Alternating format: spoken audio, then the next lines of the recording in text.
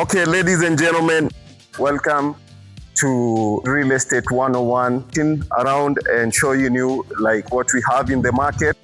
And today we are in a very beautiful place in the heart of Ngong, Kimuka. There are some pointers I'd like to share with our clients of what it is like you have to check out before you even pay that deposit. Number one, first off, you have to ask for a copy of even the title deed from the person who's selling you the shamba.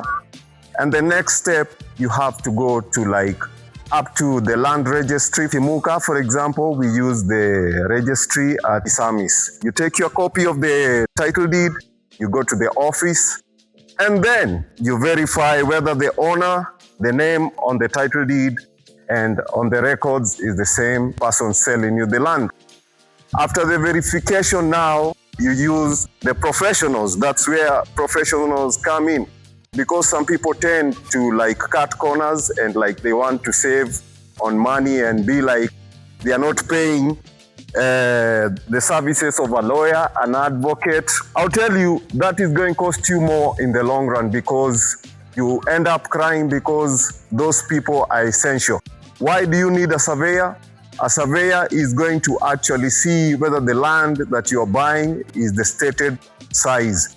You need an advocate because of the transfer of documents from the previous owner to you and also the agreements. And another thing that people forget also is they forget to factor in the costs that come with buying the land, because you just don't buy land and just let it be there.